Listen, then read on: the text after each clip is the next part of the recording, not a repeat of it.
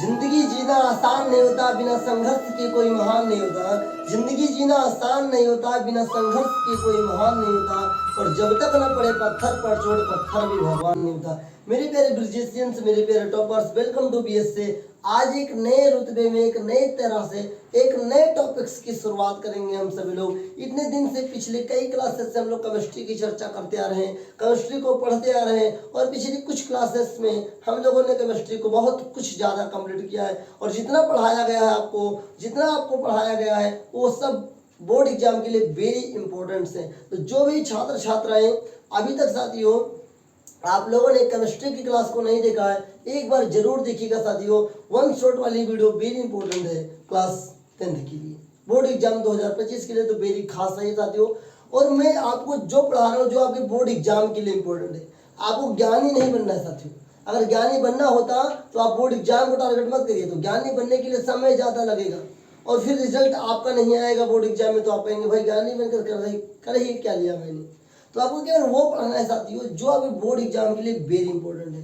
तो मैं आपके लिए वो लेकर आता हूँ जो कि यूपी बोर्ड के द्वारा साथियों हर साल नया सिलेबस लॉन्च किया जाता है, या सिलेबस में कुछ कटाव की जाती है, कुछ पॉइंट को जोड़ा जाता है, कुछ को हटाया जाता है। उन सभी को मैं लेकर आपके सामने आता हूँ और उन्हीं टॉपिक्स के द्वारा मैं आपको पढ़ाता हूँ जो आपके बोर्ड एग्जाम के लिए है। बिलीव कीजिए आपका बोर्ड एग्जाम वेरी इंपॉर्टेंट सवालों के साथ जाएगा और अच्छा ही जाएगा साथियों। अब हम शुरू कर रहे हैं एक नए टॉपिक्स को लेकर के। हम आज से फिजिक्स को पढ़ना शुरू करेंगे साथियों। आप लोग चैप्टर 4th में पढ़ चुके थे साथियों, जो मैंने आपको कार्बन के बारे में कुछ पढ़ाया था। आपको हाइड्रोकार्बन पढ़ाया गया था पिछली क्लास में केमिस्ट्री के अंदर। मैंने वहां पे आपसे वादा किया था कि नेक्स्ट क्लास आपको कुछ अलग पढ़ाया जाएगा केमिस्ट्री को लेकर के।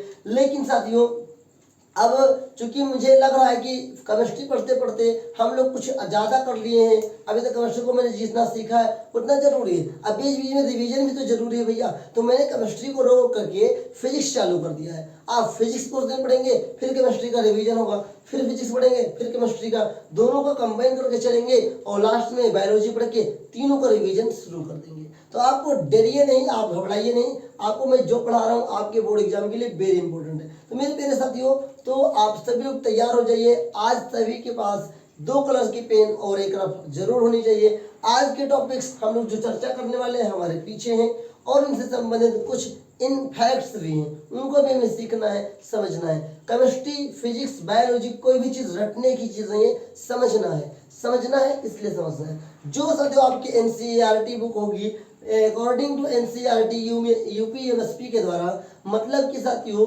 उत्तर प्रदेश माध्यमिक शिक्षा परिषद जो साथियों यूपी बोर्ड जिसे आप लोग बोलते हैं, उसके जो सिलेबस लॉन्च किया गया है उसमें जो चैप्टर साथियों प्रकाश परावर्तन तथा अपवर्तन, प्रकाश परावर्तन तथा अपवर्तन ये 9th चैप्टर है। कैसा साथियों? ये 9th चैप्टर है। तो आपके बुक में ये 9th चैप्टर होगा। हमारा टॉपिक है साथियों फिजिक्स शुरू करेंगे आज से। और आज का जो चैप्टर का नाम है वो क्या है? प्रकाश परावर्तन तथा अपवर्तन, लाइट रिफ्लेक्शन एंड रिफ्रैक्शन।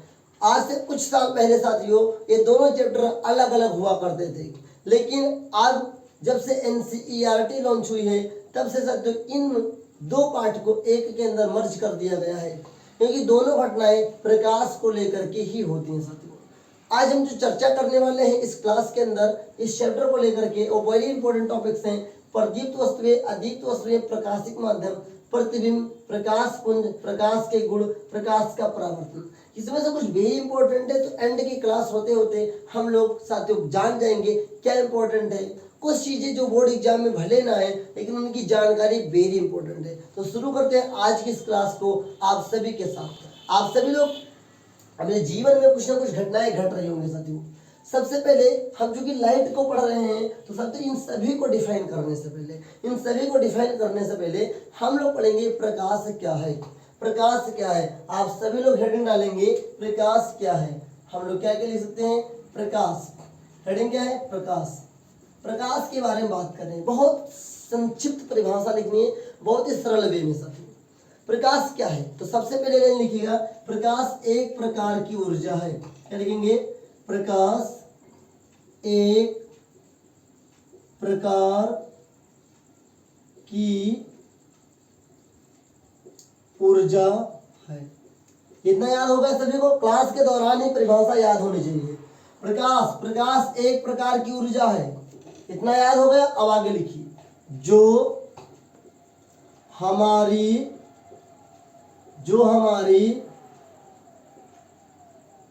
आंखों में संवेदना, जो हमारी आंखों में संवेदना उत्पन्न करती है। इतना याद करो, तुरंत याद करो भैया। प्रकाश क्या है? प्रकाश एक प्रकार की ऊर्जा है। प्रकाश क्या है? प्रकाश एक प्रकार की ऊर्जा है जो हमारी आंखों में संवेदना उत्पन्न करती है। संवेदना मतलब सेंसिटिव पॉइंट। आप लोग जब सेंस मतलब हमारे आंखों में सेंस पैदा करता है प्रकाश। और जिस कारण से लिखिएगा, जिस कारण से हम वस्तुओं को देख पाते हैं। वेरी इंपॉर्टेंट साथियों, वेरी इंपॉर्टेंट। कोई भी मीडियम हो, आप शांतिपूर्वक समझिए, आपका कन्वर्जन हो जाएगा। अगर आपको समझ में आ जाएगा तो आप हिंदी से इंग्लिश भी बना सकते हैं साथियों। बाकी मैं आपको बताऊंगा, इंग्लिश मीडियम वालों की भी व्यवस्था मेरे यहाँ है, और आपको पहले समझना है, फिर इंग्लिश में लिखने की बात बाद में करेंगे। देखिए, सबसे पहले मैंने क्या होता है प्रकाश। क्योंकि प्रकाश चैप्टर, तो पहले प्रकाश के बारे में जानना वेरी इंपॉर्टेंट साथियों। प्रकाश क्या है? प्रकाश एक प्रकार की ऊर्जा है जो हमारी आंखों में संवेदना उत्पन्न करती है, जिस कारण से हम वस्तुओं को देख पाते हैं, वस्तुएं दिखाई पड़ती हैं। कुछ भी लिख दो, देख सकते हैं, सत्य सत्य सब सही है। बस आपका रिवीजन इसी क्लास में होना चाहिए, सारी चीजें इसी क्लास में याद होनी चाहिए। Very important. क्या आपको याद हुआ? याद हो जाना चाहिए। तो मैंने क्या बताया? प्रकाश, प्रकाश क्या है? प्रकाश एक प्रकार की ऊर्जा है जो हमारी आंखों में संवेदना उत्पन्न करती है, जिस कारण से हम वस्तुओं को देख सकते हैं, देख पाते हैं, या वस्तुएं दिखाई पड़ती हैं, दिखाई देती हैं। चलिए साथियों, अगर कोई भी दुनिया में कोई भी चीज है तो कोई ना कोई क्वालिटी होगी, कोई ना कोई गुण होगा। ठीक उसी प्रकार से प्रकाश का भी गुण है। तो अभी आप लोग कहेंगे सर जी आप ये सब नहीं पढ़ा है, प्रकाश के गुण पे डायरेक्ट आ गए। चलो भाई कोई बात नहीं, क्योंकि हम प्रकाश तुरंत पढ़े तो प्रकाश से रिलेटिव सभी चीजों को पढ़ेंगे। क्योंकि ये प्रदीप्त वस्तुएं, अदीप्त वस्तुएं, ये प्रकाशिक माध्यम साथियों, ये वस्तु से रिलेटिव चीज है, तो वस्तु टाइप पे पढ़ लेंगे। जैसा मैं आपको पढ़ा रहा हूँ ठीक वैसा पढ़िए। टॉपिक आगे पीछे होने से कोई दिक्कत नहीं होगा। बस मैं अपने सिस्टम से पढ़ा रहा हूँ, मुझे पता है किस टॉपिक के बाद क्या पढ़ाऊंगा, तो आपको ज्यादा समझ में आएगा। तो मेरे प्यारे साथियों, सबसे पहले प्रकाश को पढ़ा हमने। प्रकाश एक प्रकार की ऊर्जा है जो हमारी आंखों में संवेदना उत्पन्न करती है, जिस कारण से हम वस्तुओं को देख सकते हैं, दिखाई देती है, देख पाते हैं। आइए अगली हेडिंग क्या है? तो अगली हेडिंग लगाइए प्रकाश के गुण। अगली हेडिंग आप लोग सभी लोग लगाएंगे प्रकाश के गुण। वेरी इंपॉर्टेंट, स्टार बना के लिखो, स्टार बना के, क्योंकि इस प्रकाश के गुण से साथियों हम लोग 4 से 5 नंबर का ऑब्जेक्टिव से भी उठा सकते हैं। प्रकाश का गुण जो मैं अब लिखवाने जा रहा हूं, इससे साथियों आपके कुछ ऑब्जेक्टिव क्वेश्चन बनेंगे। तो सबसे पहले लिखेंगे प्रकाश सरल रेखा में गमन करती है। नंबर 1 गुण क्या है? प्रकाश सरल रेखा में गमन करती है। प्रकाश सरल रेखा में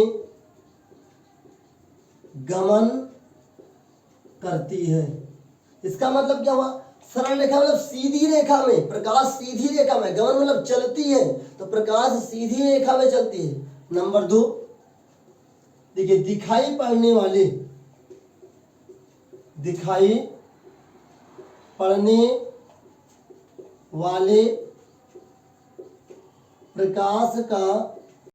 प्रकाश का तरंग दैर्घ्य, क्या तरंग दैर्घ्य कितना साथियों?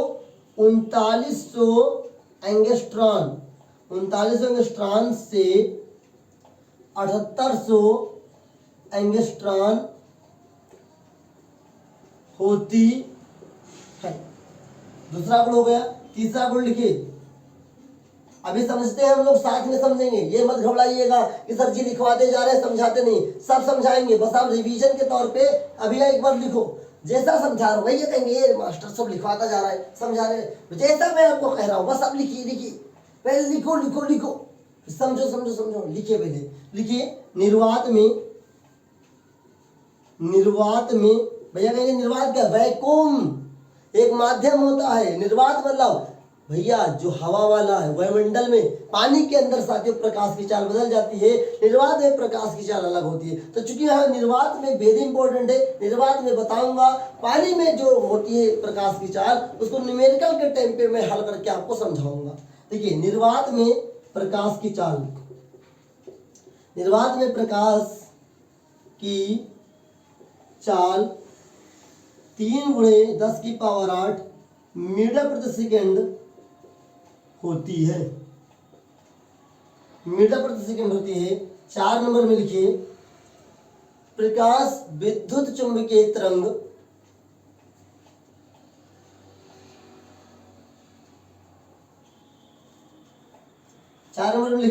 प्रकाश विद्युत चुंबकीय तरंगों के रूप में चलता है। यहां मैंने चलने के लिए 2 आपको बता दिया, एक तो सरल रेखा में भी चल रहा है, एक चुंबकीय तरंगों के रूप में भी चल रहा है। 5वां लिखिए गुण इसका, 5वां लिखिए चिकनेदार तलों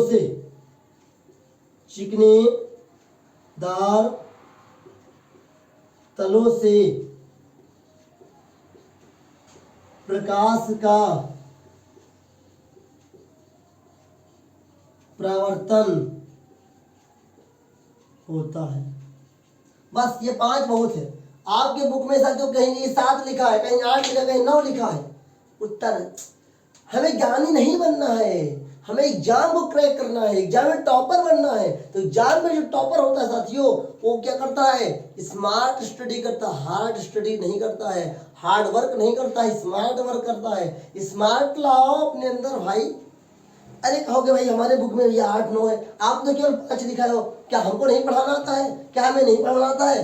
भैया समझो, ठहरो, ज्ञानी नहीं बनना है, केवल आपको पेपर क्रैक करना है। ये 5 मैंने बताया है, लिख के देख लो, याद कर लो। और जो पिछली कई बार एग्जाम दे चुके हैं आपके साथी, कोई मामा फुफेरा भाई बहन दोस्त यार, जितने लोग भी आपके बोर्ड एग्जाम दिए हैं कभी ना कभी, आपके दोस्त, उनसे पूछिएगा इससे बाहर कभी पूछा है एग्जाम में? नहीं पूछा है। देखिए जो आपका ये वाला साथियों है, ये वेरी इंपॉर्टेंट है। जैसे कि आपको और बता दूं मैं, निर्वात में प्रकाश की चाल, यहां से ऑब्जेक्टिव क्वेश्चंस बनते हैं साथियों।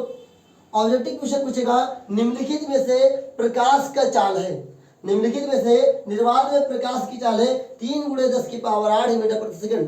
अगर साथियों निर्वात नहीं लिखा तब भी यही चाल आपको टिक करके आना है। कभी कभी पूछेगा कि 3 × 10⁸ मीटर प्रति सेकंड निम्नलिखित में से किसकी चाल है? प्रकाश की चाल है साथियों।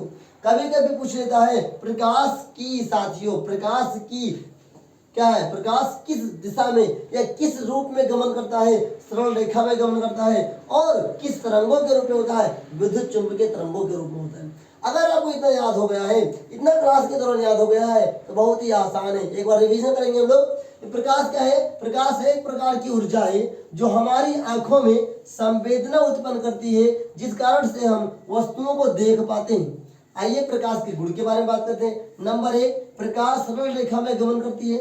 नंबर 2, दिखाई पड़ने वाले प्रकाश का तरंगदैर्घ्य 3900 एंगस्ट्रॉम से 7800 एंगस्ट्रॉम होती है।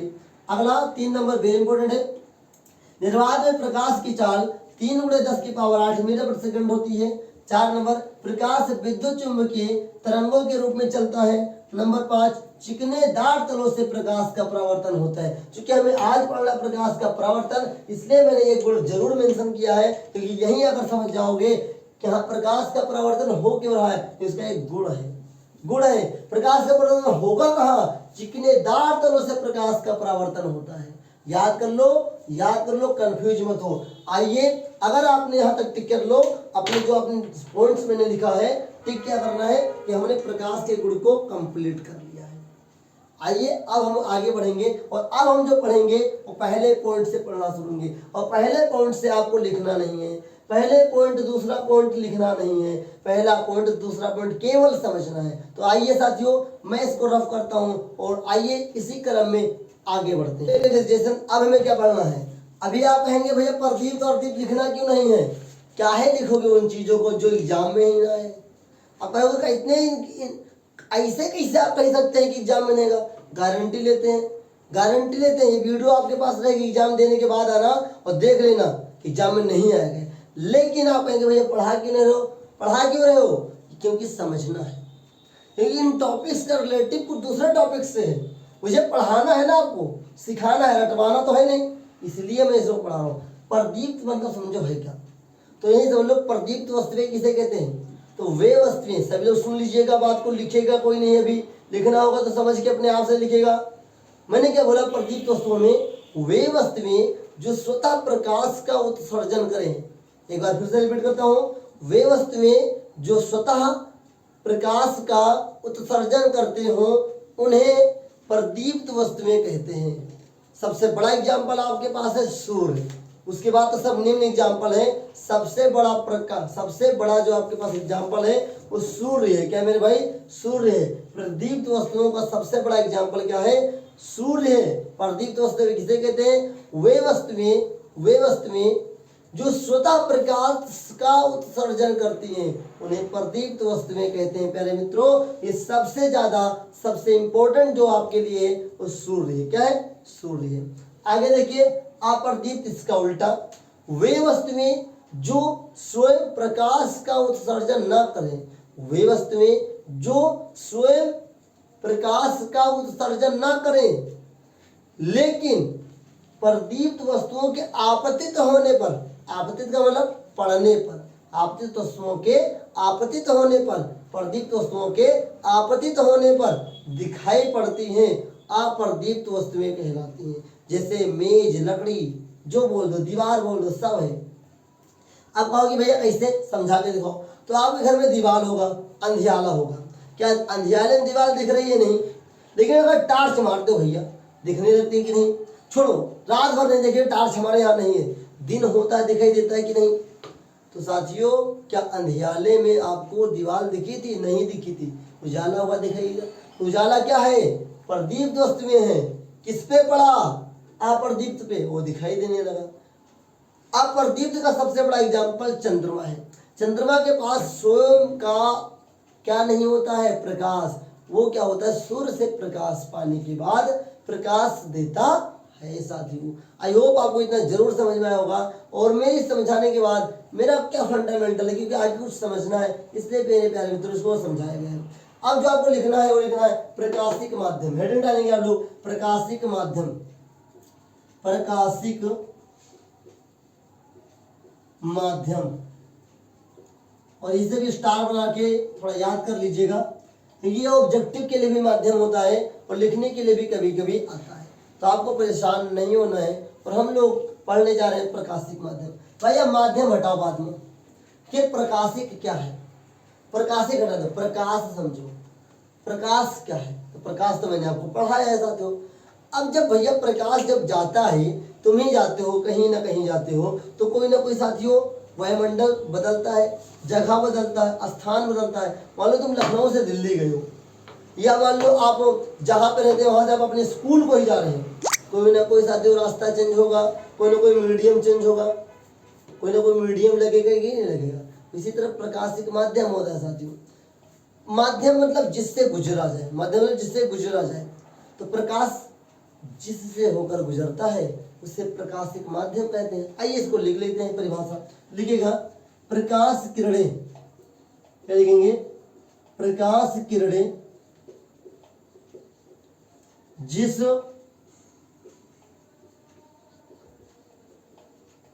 माध्यम से, प्रकाश किरणें जिस माध्यम से होकर गुजरती हैं, होकर गुजरती हैं, प्रकाश किरणें जिस माध्यम से होकर गुजरती हैं उन्हें प्रकाशिक माध्यम कहते हैं, प्रकाशिक माध्यम कहते हैं। आई होप आपको समझ में आया होगा। मतलब कि प्रकाश की जो किरणें हैं जिस माध्यम से होकर जाएंगे उन्हें प्रकाशिक माध्यम कहा जाता है। इसमें केवल इतना लिखना है। ये क्यों याद रखना है, ज्यादा दिमाग लगाने की जरूरत नहीं। आगे जब हम लोग साथियों पढ़ेंगे क्या परावर्तन अपवर्तन, वहां आपको इसका यूज है, इसलिए मैंने इसको पढ़ाया है साथियों। तो प्रकाशिक माध्यम क्या है, प्रकाश किरणें जिस माध्यम से होकर गुजरती हैं उन्हें प्रकाशिक माध्यम कहते हैं। आइए तो हम लोग यहाँ पर टिक लगा ले कि हम लोग क्या क्या पढ़ चुके हैं। प्रदीप्त वस्तुएं किसे कहते हैं, वे वस्तुएं जो स्वयं प्रकाश का उत्सर्जन करती हो, प्रदीप्त वस्तु हो गया। अप्रदीप्त वस्तुएं वे वस्तुएं जो स्वतः प्रकाश का उत्सर्जन न करें, अप्रदीप्त वस्तुएं कहलाती हैं। प्रकाशिक माध्यम रिवीजन करो, प्रकाश किरणें जिस माध्यम से होकर गुजरती है उन्हें प्रकाशिक माध्यम कहते हैं। ये भी हो गया। चलो अब आते हैं प्रतिबिंब पे। तो हेडिंग डालिए आप सभी लोग, प्रतिबिंब। क्या, प्रतिबिंब, प्रतिबिंब लिखेंगे। परावर्तन के पश्चात लिखना शुरू करेंगे, अभी समझेंगे हम लोग। परावर्तन के पश्चात, परावर्तन के पश्चात, ठीक है, परावर्तन के पश्चात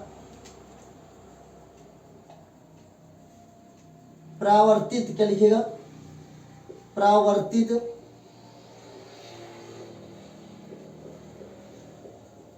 किरणें जब हमारी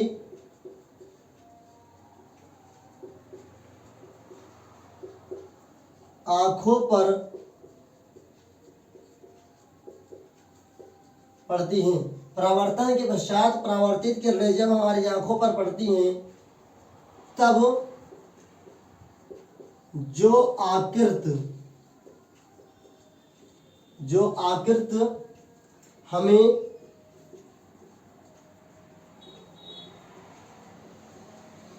दिखाई देती है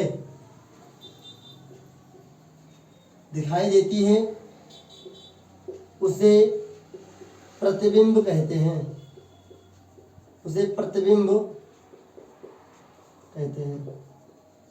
मैंने क्या बताया आपको, प्रतिबिंब क्या है, परावर्तन के पश्चात मतलब बाद में परावर्तित किरणें जब हमारी आंखों पर पड़ती हैं तब जो आकृति हमें दिखाई देती है उसे प्रतिबिंब कहते हैं। ये बहुत छोटी डेफिनेशन है, वैसे इसकी लॉन्ग डेफिनेशन है, मैंने उसको हटा के इसको लिखवाया है।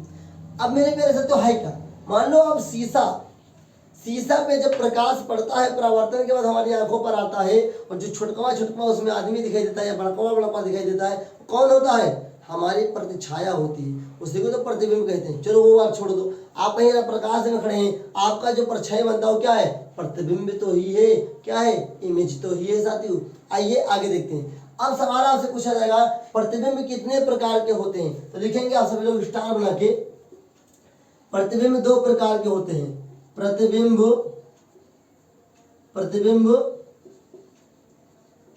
प्रकार के होते हैं, प्रतिबिंब दो प्रकार के होते हैं। नंबर एक वास्तविक प्रतिबिंब, नंबर दो आभासी। समझ में आया कुछ, मुझे क्या बोलना है आपको कि प्रतिबिंब दो प्रकार के होते हैं, वास्तविक प्रतिबिंब और आभासी प्रतिबिंब, वास्तविक प्रतिबिंब और आभासी प्रतिबिंब। इतना आप लोगों ने लिख लिया। अब हम लोग पढ़ेंगे साथियों कि वास्तविक प्रतिबिंब किसे कहते हैं और आभासी प्रतिबिंब किसे कहते हैं। बहुत ही आसान है, अब इसको समझेंगे साथियों। वास्तविक प्रतिबिंब क्या होता है कि जब प्रकाश किरणें किसी वस्तु पर या किसी सतह पर टकराकर जब परावर्तित होकर हमारी आंखों पर पड़ती है और पूर्णतः परावर्तित होकर पड़ती है तब उसे वास्तविक प्रतिबिंब बनता है। लेकिन साथियों जब पूर्णतः परावर्तित किरणें हमारी आंखों तक नहीं आती हैं तो साथियों कौन सा प्रतिबिंब बनता है, आभासी प्रतिबिंब बनता है। आइए इसके बारे में हम लोग चर्चा करते हैं। हम लोग पढ़ेंगे साथियों वास्तविक प्रतिबिंब और आभासी प्रतिबिंब। तो पहली हेडिंग आप लोग डालेंगे साथियों वास्तविक वास्तविक प्रतिबिंब मतलब रियल इमेज क्या है, वास्तविक प्रतिबिंब को बोलते हैं रियल इमेज। आइए वास्तविक प्रतिबिंब क्या है लिखेंगे, जब परावर्तन के पश्चात, जब परावर्तन के पश्चात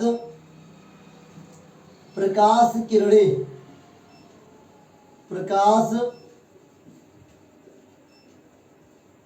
किरणें किसी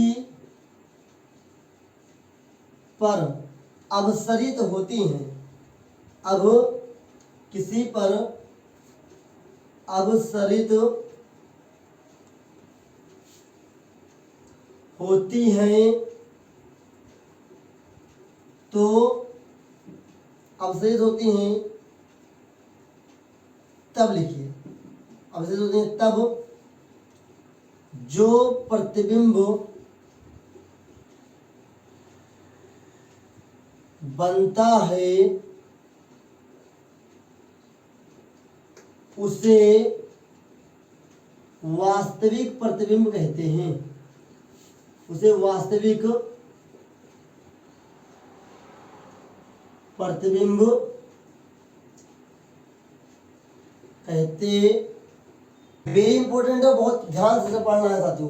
जो पूछा जाएगा बोर्ड एग्जाम में वो लिखने के लिए भी आता है कि भैया प्रतिबिंब कितने प्रकार के होते हैं, 2 प्रकार के, वास्तविक और आभासी। ये कहाँ आएगा ऑब्जेक्टिव में, लेकिन अगर इसकी परिभाषा पूछेगा तो आएगा कम से कम 2 नंबर में कि भैया बताओ कि वास्तविक प्रतिबिंब किसे कहते हैं और आभासी प्रतिबिंब किसे कहते हैं। तो देखिए वास्तविक प्रतिबिंब क्या है, जब परावर्तन के पश्चात प्रकाश किरणें किसी पर अपसरित होती हैं। भैया कहोगे अपसरित क्या है, तो अपसरित मतलब साथियों जब प्रकाश किरणें, जब प्रकाश किरणें एक ही बिंदु पर आती हुई प्रतीत होती हैं तो उसे अपसरित प्रकाश किरण पुंज कहते हैं। उसी से होता है अपसरित, मतलब एक ही बिंदु पर मिल जाए, जब प्रकाश किरणें परावर्तन के बाद एक ही बिंदु पर मिल जाती हैं उसे कहते हैं अपसरित। और जब अपसरित के जब जो प्रतिबिंब बनता है उसे वास्तविक प्रतिबिंब कहते हैं। आइए इसी का उल्टा होता है आभासी प्रतिबिंब साथी। आइए अब हम लोग देखते हैं आभासी प्रतिबिंब। तो दूसरा आप लोग लिखेंगे आभासी प्रतिबिंब क्या है, आभासी प्रतिबिंब। चाहे ध्यान से देखिएगा, इसी का उल्टा लेंगे, बस कुछ नहीं करना है, अपसरित को अपसरित कर दो। क्या कर दो, अपसरित। आइए देखिए अपसरित करना है तो लिखेंगे जब परावर्तन के पश्चात, क्या, जब परावर्तन के पश्चात, जब परावर्तन के पश्चात प्रकाश किरणें, क्या है, प्रकाश किरणें, जब परावर्तन के पश्चात प्रकाश किरणें किसी बिंदु से अपसरित होती हो, होती प्रतीत हो तो ऐसे प्रतिबिंब को, ऐसे प्रतिबिंब को वस्तु का आभासी प्रतिबिंब, ऐसे प्रतिबिंब को वस्तु का आभासी प्रतिबिंब। ध्यान से सुनिएगा मेरी बातों को साथियों। आभासी प्रतिबिंब किसे कहते हैं, जब परावर्तन के पश्चात प्रकाश किरणें किसी बिंदु से अपसरित होती हो, प्रतीत हो। अपसरित मतलब साथियों कि फैलती हुई। देखो अपसरित मतलब एक जगह पर मिलेंगी और अपसरित मतलब एक जगह से बिखरेंगी, एक जगह से फैलेंगी। अपसरित होती हो तो ऐसे प्रतिबिंब को वस्तु का आभासी प्रतिबिंब कहते हैं। हमने अभी कहा था क्या सीखा साथियों, प्रदीप्त वस्तुएं। आइए कुछ हम लोग रेस्ट लेते हैं, 1-2 मिनट आप भी पानी पी लीजिए, मैं भी पानी पी।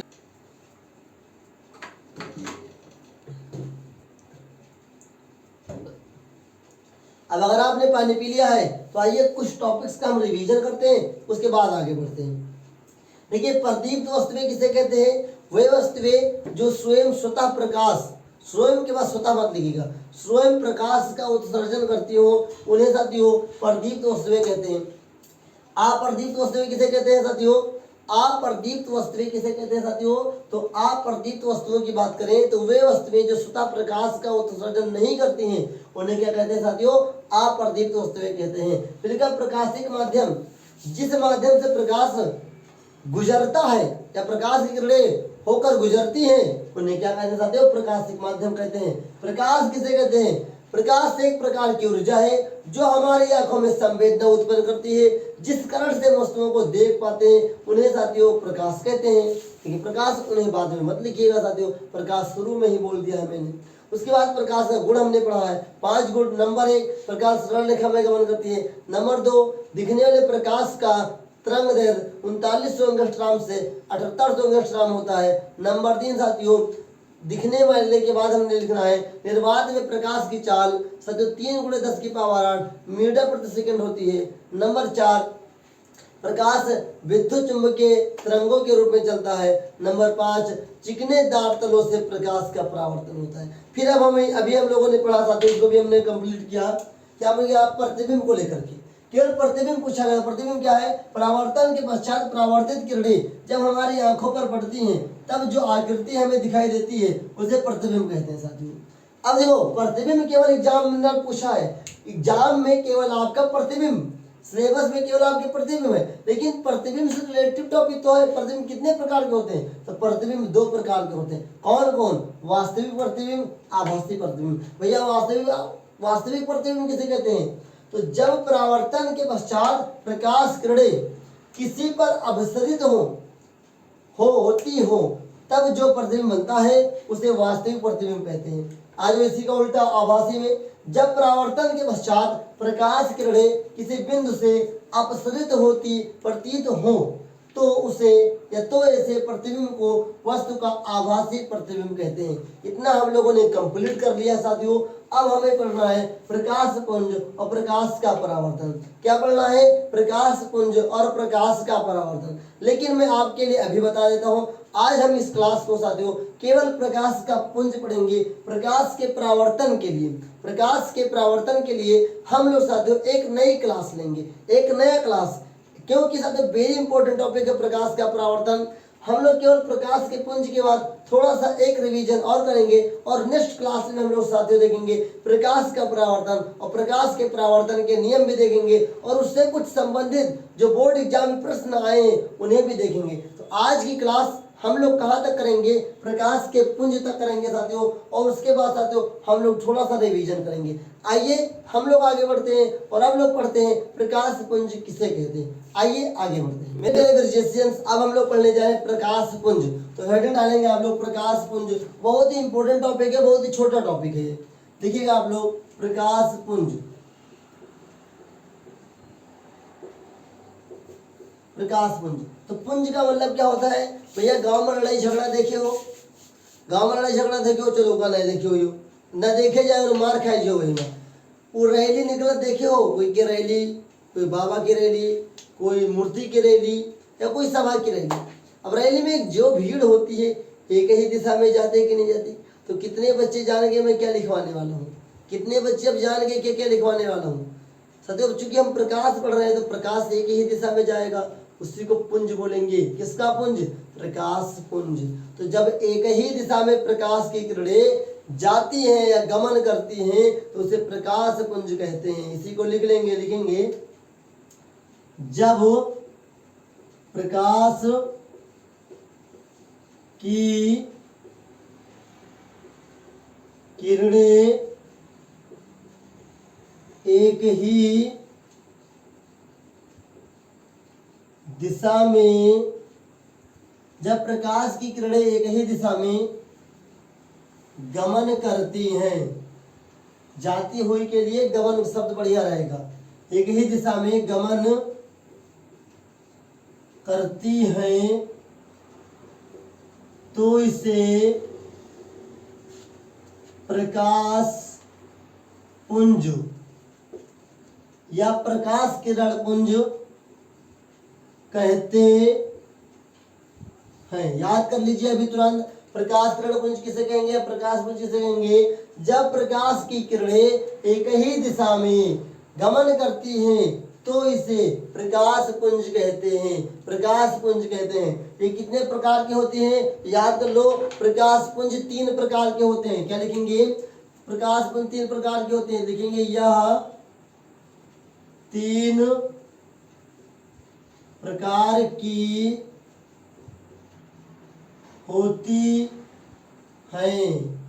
होती हैं। नंबर 1, सभी लोग लिखेंगे, नंबर 1 अपसारी, क्या है, अपसारी।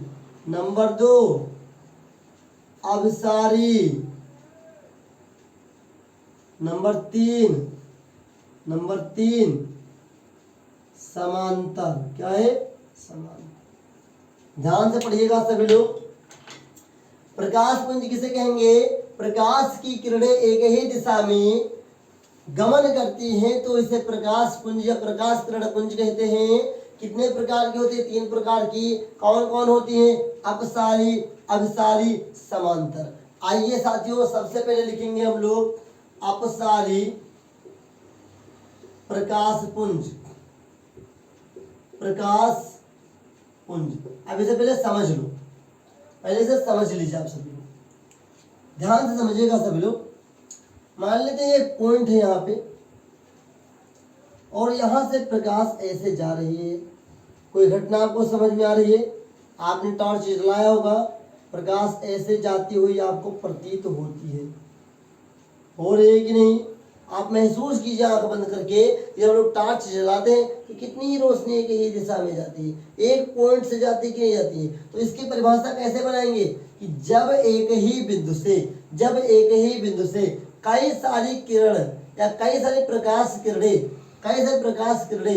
फैलती हैं या जाती हुई प्रतीत होती हैं तो इसे अपसारी प्रकाश किरण पुंज कहते हैं। चित्र याद करिए, जब एक ही बिंदु से कई सारे प्रकाश किरणें जाती हुई प्रतीत होती हैं तो इसे प्रकाश किरण पुंज का अपसारी प्रकाश किरण पुंज कहते हैं। आइए लिखना प्रारंभ करते हैं, लिखेंगे जब एक ही विंद स्रोत से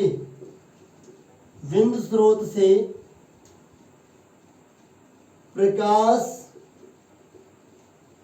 की किरणें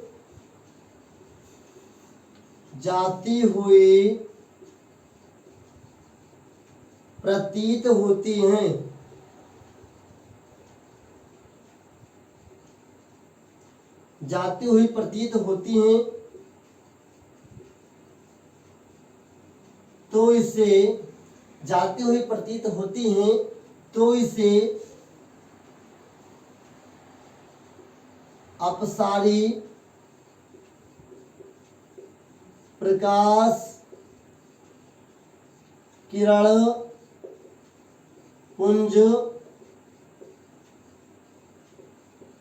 कहते हैं। कितनी आसान से परिभाषा है, चित्र याद रखिएगा, चित्र से भी बना के आप लिख सकते हो। कैसे कि तो एक बिंदु था, एक बिंदु से प्रकाश फैलती हैं, जाती हुई प्रतीत होती हैं तो इसे क्या कहेंगे, अपसारी प्रकाश किरण पुंज कहेंगे। तो मैंने क्या समझाया कि जब एक ही बिंदु स्रोत से प्रकाश की किरणें जाती हुई प्रतीत होती हैं तो इसे अपसारी प्रकाश किरण पुंज कहते हैं। आइए 2 नंबर में लिखिए अभिसारी प्रकाश किरण पुंज, मतलब अभिसारी प्रकाश पुंज, अभिसारी प्रकाश पुंज। ध्यान से समझिएगा, मान लेते हैं यहाँ पर एक बिंदु है, अट्रैक्शन का फोर्स लगा है और यहाँ पर कई सारे प्रकाश किरणें आकर मिल रही हैं। कई सारे मतलब हजारों हो सकती हैं, लाखों हो सकती हैं, करोड़ों हो सकती है, हम कुछ नहीं बोल सकते उसके बारे में। कई सारे बिंदु स्रोत, मतलब यहाँ पे देखिएगा इन दोनों में चित्र में अंतर क्या है साथियों। यहाँ पर एक बिंदु से प्रकाश जा रही है और यहाँ पर एक बिंदु पर प्रकाश आकर मिल रही है। इसकी परिभाषा क्या बनेगी, जब एक ही बिंदु पर कई सारी प्रकाश किरणें आकर मिलती हैं तो इसे अभिसारी प्रकाश किरण पुंज कहते हैं। तो लिख लेंगे इसी को, लिखेंगे साथियों, जब जब एक ही बिंदु स्रोत पर, जब एक ही बिंदु स्रोत पर कई प्रकाश किरणें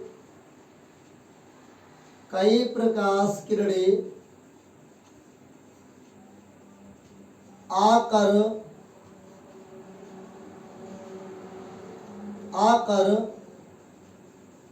मिलती हैं तो इसे अभिसारी प्रकाश किरण पुंज कहते हैं। ध्यान समझिएगा, हमने दो चित्रों के द्वारा आपको क्या समझाया है, प्रकाश पुंज के दो प्रकार को। एक था अपसारी प्रकाश पुंज। अपसारी कब होगा, जब एक ही बिंदु पर साथियों एक ही बिंदु स्रोत से कई से प्रकाश किरणें फैलती हैं, जाती हुई प्रतीत होती हैं, उन्हें अपसारी प्रकाश किरण पुंज कहते हैं। अपसारी प्रकाश किरण पुंज किसे कहेंगे साथियों, जब एक ही बिंदु पर कई सारी प्रकाश किरणें आकर मिलती हैं तो इस प्रकार साथियों इसे अपसारी प्रकाश किरण पुंज कहते हैं। आइए तीसरा लिखेंगे आप सभी लोग, तीसरा लिखे आप सभी लोग, समांतर प्रकाश पुंज। क्या लिखेंगे, समांतर प्रकाश पुंज। समांतर प्रकाश पुंज कैसे है, तो आप लोग ऐसे भी पैरेलल, ये क्या है, पैरेलल, समझिएगा ध्यान से। तो जब प्रकाश किरणें एक ही दिशा में, ध्यान दीजिएगा, जब प्रकाश किरणें एक ही दिशा में, मैं इसे बोल रहा हूं, आप लोग लिखेंगे समांतर प्रकाश पुंज को, मैं बोल रहा हूं, आप सभी लोग लिखेंगे। पहले ये चित्र बना लीजिए या बाद में बना लीजिए, इसको समझना कैसे है। तो साथियों देखिए, ये प्रकाश किरणें क्या है, डिस्टेंस बराबर है, समांतर है, बराबर किरणें हैं और कहा जा रही एक ही दिशा में। तो एक ही दिशा में इसका जाना तो निश्चित है कि पुंज है, किसका है, प्रकाश का है, तो प्रकाश पुंज है, समांतर है मतलब बराबर है, पैरेलल है। आइए इसकी परिभाषा हम लोग लिखते हैं। इसकी परिभाषा, जब कई सारी, मैं यहाँ पे लिख दे रहा हूं, यहाँ पर मैं लिख दे रहा हूं समांतर को लेकर के लिखेंगे, जब कई सारी मतलब बहुत प्रकाश किरणें, प्रकाश या सारी में डाल दो, लिखेंगे जब कई प्रकाश किरण पुंज, जब कई प्रकाश किरणें, पुंज काट के, जब कई प्रकाश किरणें परस्पर समांतर गमन करती हैं तो इसे समांतर प्रकाश पुंज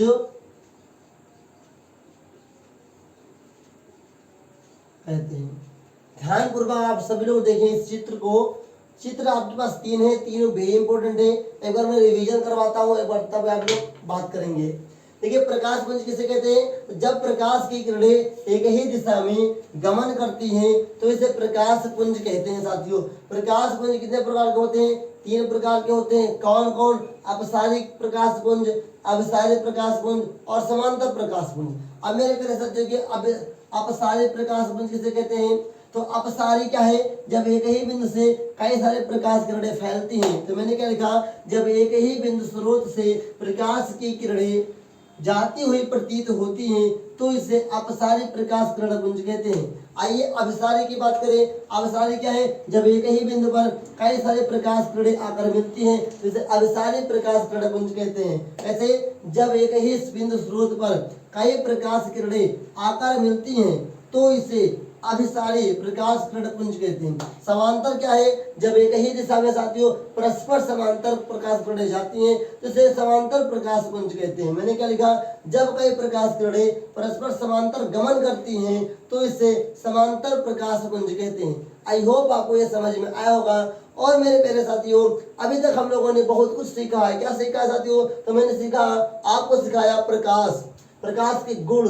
प्रदीप्त वस्तुएं, अप्रदीप्त वस्तुएं, प्रकाशिक माध्यम, प्रतिबिंब, और साथ ही प्रतिबिंब के प्रकार सिखाया, उनकी परिभाषा लिखाया, प्रकाश पुंज समझाया, प्रकाश पुंज के प्रकार बताया, उनकी परिभाषा लिखाया।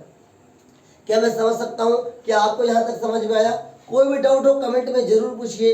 कोई भी डाउट हो, एनी बॉडी एनी डाउट, आप कमेंट में पूछ सकते हैं।